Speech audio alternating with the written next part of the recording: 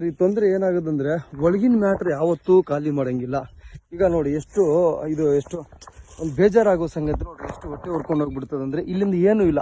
ಇಲ್ಲಿ ನೋಡಿ, ಇಲ್ಲಿಂದ ಎಲ್ಲೂ ಇಲ್ಲ. ಕಡ್ಡಿ ಎಲ್ಲಿ ಸೆಟ್ ಆಗ್ಬೇಕು ನೋಡಿ, ಮೋಟ್ರ್ ಎಲ್ಲಿವರೆಗೂ ಬರ್ಬೇಕು ಹೇಳಿ? ನಾನು ಬಂದ್ಬಿಟ್ರೆ ಕೊನೆಯಲ್ಲೇ ಬರ್ಬೇಕಾ?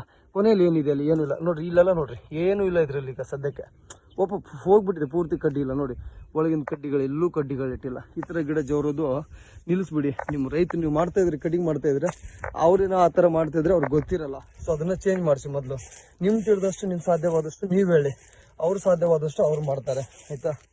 ಸೊ ಈ ಥರನೂ ಸ್ವಲ್ಪ ಕಟಿಂಗ್ ಮೇಂಟೈನ್ ಮಾಡೋದು ನೋಡಿ, ಒಳ್ಳೆ ಚೆನ್ನಾಗಿ ಫಸ್ಟ್ ರಿಸಲ್ಟ್ ಆಗುತ್ತೆ. ಒಳಗಡೆ ನೋಡಿ ಸರ್, ಒಳಗಡೆ ಎಲ್ಲ ತೆಗೆದುಬಿಟ್ಟವ್ರೆ. ಒಳಗಡೆಯಿಂದ ಯಾವುದೇ ಮೆಟಲ್ ತಗ್ಸಂಗಿಲ್ಲ ನೋಡಿ. ಮಾರ್ಕ್ ಆಗಿದೆ ನೋಡಿ, ಇಲ್ಲಿಂದ ಕಡ್ಡಿ ಎತ್ತವ್ರೆ, ಅಲ್ಲಿವರೆಗೂ ಕಡ್ಡಿ ಎತ್ತವ್ರೆ, ಇಲ್ಲಿವರೆಗೂ ಹೊಸ ಮುಳ್ಳಿಟ್ಟವ್ರೆ. ಹೊಸ ಮುಳ್ಳಲ್ಲಿ ಎಷ್ಟು ಸೆಟ್ಟಿಂಗ್ ಬರೋದಿದೆ ನಿಮಗೀಗ? ಒಳಗಡೆ ಇಟ್ಕೊಳ್ಳಿ. ನಿಮ್ಗೆ ಕಟ್ ಮಾಡೋದಿದೆ ಪ್ಯಾರಲಲ್ ಕಟಿಂಗ್ ಮಾಡಿ, 4 ಇಂಚು 6 ಇಂಚು ಕಡ್ಡಿ ಇಟ್ಕೊಳ್ಳಿ. ಸೊ ವಿಡಿಯೋ ಕೊನೆ ತನಕ ನೋಡಿ ರೈತರೆ. ಸೊ ಈ ಥರ ಬಂದಾಗ ಸ್ವಲ್ಪ ಬ್ಲೈಡ್ ಕಡ್ಡಿಗಳು ಕೂಡ ಕಾಣಿಸ್ತಾ ಇದ್ದಾವೆ.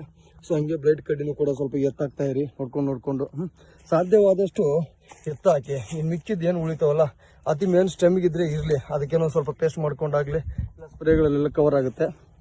ಸೊ ಎಳೆ ವಾಟರ್ ಶೂಟಲ್ಲಿ ಜಾಸ್ತಿ ಬ್ಲೈಡ್ ಬಿದ್ದಿರುತ್ತೆ, ಅದನ್ನೊಂದು ಸ್ವಲ್ಪ ತಗೊಳ್ಳೋ ಪ್ರಯತ್ನ ಮಾಡಿ. ಅದು ನೋಡಿ, ಸೊ ಇಲ್ಲಿ ತೋರಿಸ್ತಾ ಇದ್ದೀನಿ ನೋಡಿ, ಇದೇನು ಬ್ಲೈಡ್ ಬಿದ್ದಿರುತ್ತಲ್ಲ ಒಳಗಡೆ ನೋಡ್ರಿ ಯಾವ ಥರ ಖಾಲಿ ಮಾಡಿಬಿಟ್ಟವ್ರೆ.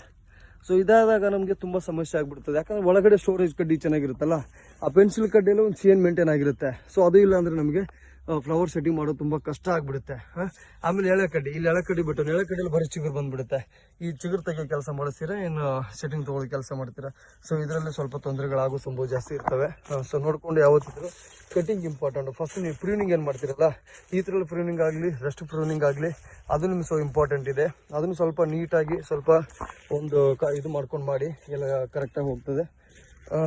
ಸೊ ರೈತರೆ, ಸೊ ನೆಕ್ಸ್ಟ್ ವಿಡಿಯೋದಲ್ಲಿ ನೋಡೋಣ. ಮತ್ತೆ ಏನು ತೊಂದರೆ ಇದ್ದರೆ, ತೊಂದರೆಗಳೇನು ಬರ್ತವೆ, ಏನು ಫಾಲ್ಟ್ಗಳಿರ್ತಾವಲ್ಲ, ಅದನ್ನು ಮಾತ್ರ ವಿಡಿಯೋ ಮಾಡಿ ಹಾಕ್ತಾ ಇರ್ತೀನಿ.